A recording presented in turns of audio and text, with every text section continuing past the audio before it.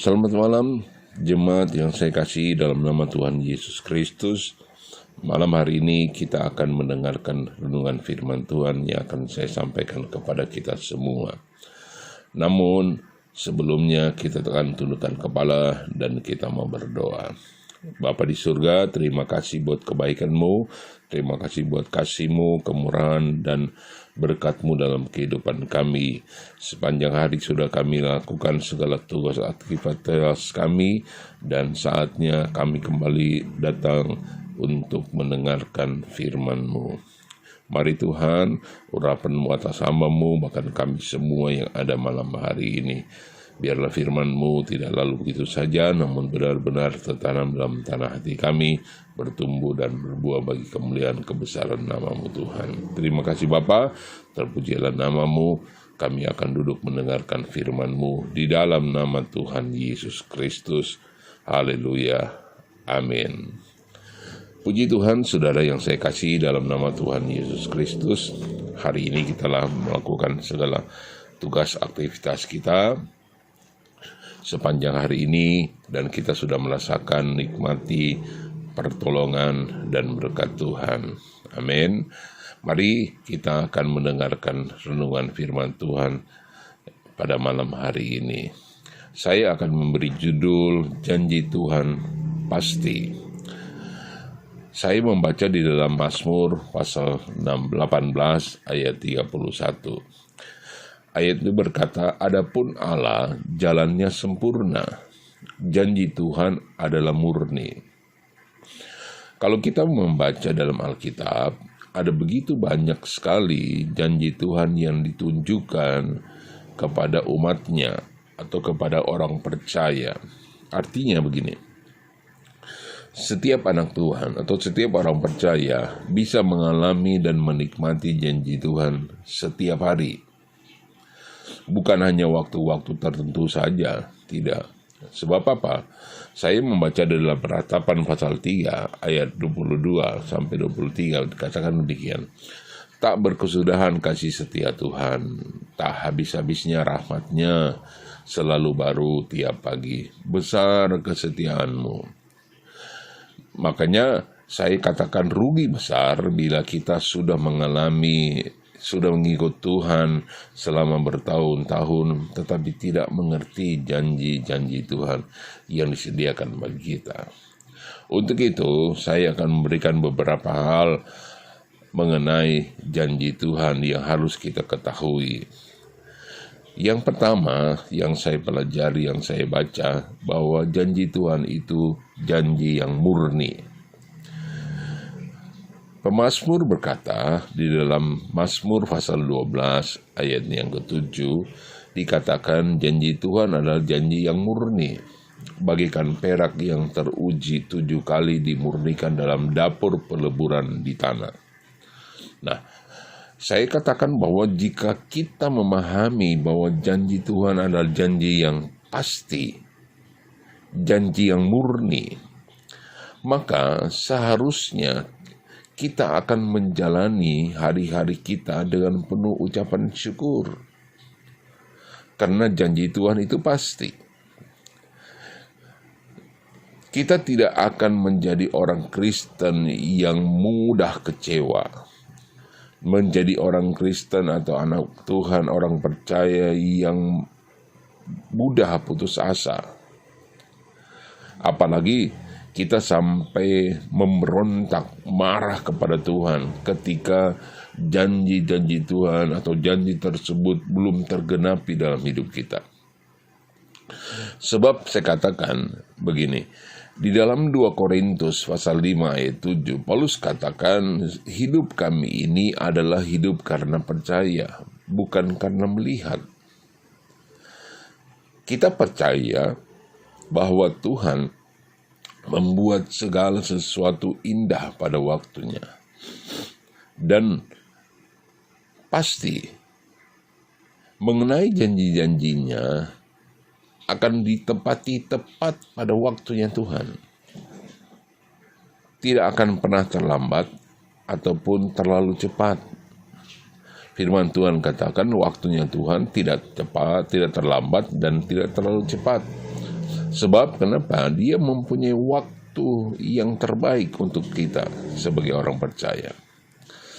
Nah, untuk itulah mari kita coba untuk belajar dan kita memahami, meneladani tentang Abraham. Di dalam Roma pasal 4 ayat 20 terdapat janji Tuhan yang begitu besar terhadap Abraham.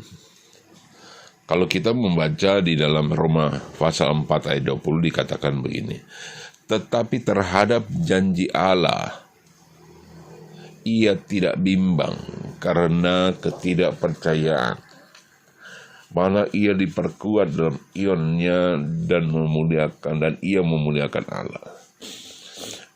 Ketika menerima janji Tuhan perihal keturunan, meski kita perhatikan, meski usia Abraham sudah tua dan Sarah pun sudah mati haid, kata firman Tuhan, ia tidak goyah, malah menguatkan imannya di dalam Tuhan, sehingga akhirnya kita perhatikan Tuhan pun menggenapi janjinya dengan memberikan Ishak. Seringkali saudara, saya perhatikan bahwa kita ketika kita sedang menanti-nantikan janji Tuhan, keadaan yang kita alami sepertinya malah semakin buruk dan tidak membaik, sehingga hal ini mempengaruhi kita. Iman kita menjadi lemah, iman kita menjadi kecewa, kita tidak lagi tekun untuk berdoa dan kian malas untuk beribadah kepada Tuhan. Karena apa? Janji Tuhan itu belum tergenapi, padahal kita menginginkan janji Tuhan itu sesuai dengan waktu kita, bukan waktunya Tuhan. Ingat, Tuhan memberi segala sesuatu kepada kita, ataupun janji Tuhan dalam firman Tuhan itu diberikan kepada kita sesuai dengan waktunya Tuhan, bukan waktu kita. Kita yang seringkali egois, kita seringkali yang memaksakan Tuhan bahwa semua itu harus jadi seturut kehendak kita.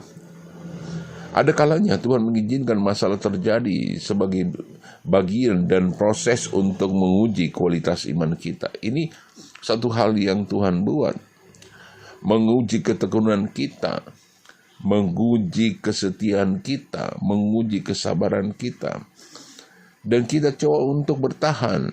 Nah, kalau dalam hal bertahan itu kita dapat lewati, maka kita akan dapat menikmati dan melihat janji Tuhan itu berlaku dalam kehidupan kita. Itulah yang perlu kita ketahui, sekalipun kita memohon kepada Tuhan akan sesuatu hal, memohon janji Tuhan, kita harus menantikan janji Tuhan dengan ketekunan, kesabaran, untuk dapat menikmati hal yang luar biasa. Karena kita perlu ingat, janji Tuhan itu murni, pasti bagi kita orang percaya. Yang kedua, janji itu berlaku bagi setiap orang percaya. Artinya, ketika kita percaya kepada Tuhan Yesus, janji-janji Tuhan tersebut berlaku bagi kita. Amin. Ketika kita percaya kepada Tuhan, maka janji-janji Tuhan tersebut berlaku bagi kita. Hal ini menunjukkan bahwa janji Tuhan itu sangat mahal, namun diberikan secara cuma-cuma. Dikatakan mahal karena janji tersebut tidak berlaku untuk semua orang. Hanya berlaku dan disediakan bagi saudara dan saya, bagi miliknya, bagi milik Kristus, yaitu setiap orang-orang yang percaya kepada Dia.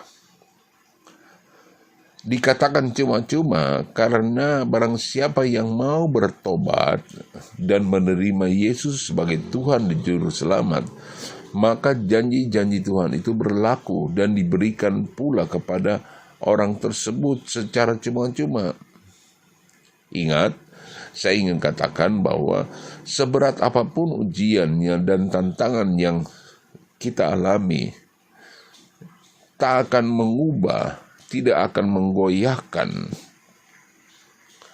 janji Tuhan itu tetap berlaku kepada kita. Kalau kita mau taat, kalau kita mau setia, kalau mau kita tetap tekun ke dalam Tuhan. Oleh karena itu, kita harus tetap kuat dalam iman kita.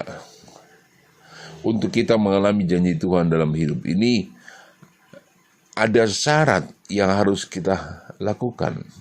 Saya ingat dalam firman Tuhan, Tuhan pernah berjanji kepada Yosua.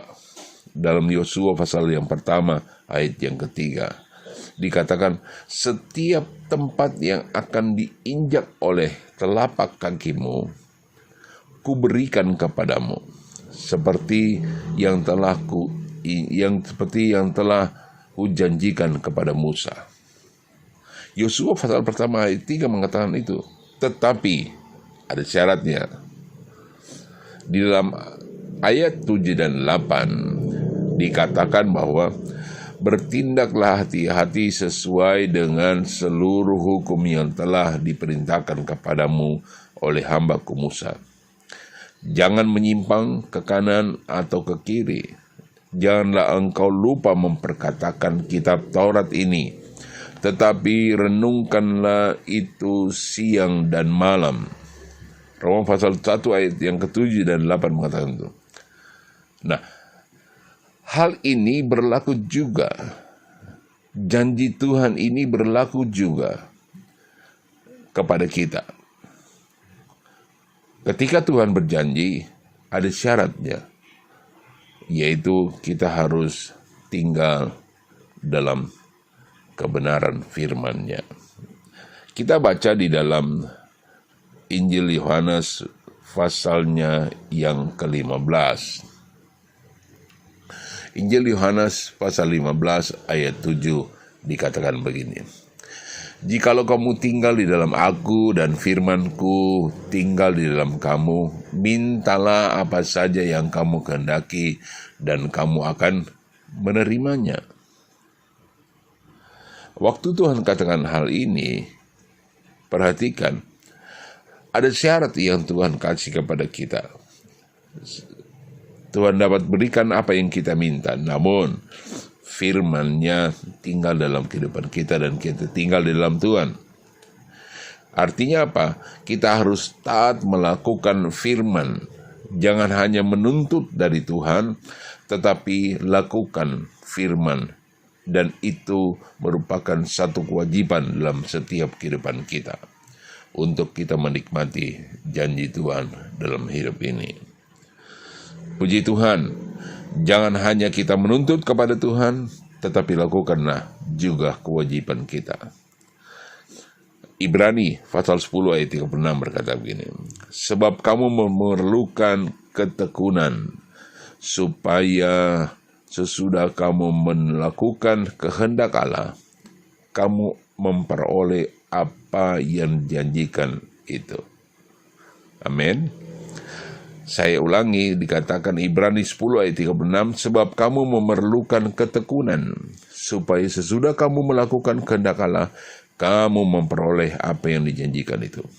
Puji Tuhan, kiranya firman Tuhan menjadi bagian kehidupan kita semua. Kita tundukkan kepala, kita berdoa. Terima kasih Bapa, terpujilah nama-Mu, kami sudah mendengarkan firman-Mu, Engkau memberkati kami semua, dan kiranya Tuhan memberkati kami dengan kekuatan, dengan kesehatan di sepanjang hari-hari yang akan kami lalui. Kami memerlukan Engkau ya Tuhan, kami memerlukan penyertaan-Mu.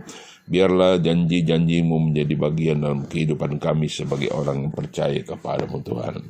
Berkati umat-Mu, berkati sidang jemaat-Mu, baik yang di pusat, di cabang-cabang, sampai kepada di ranting yang ada. Tuhan berkati dengan kekuatan kesehatan. Terima kasih Bapa, terpujilah akan nama-Mu. Kami percaya malam hari ini Tuhan senantiasa memberkati kami. Terima kasih Bapa, dalam nama Tuhan Yesus kami berdoa dan mengucap syukur. Yang percaya katakan amin. Puji Tuhan, selamat malam. Tuhan memberkati kita semua.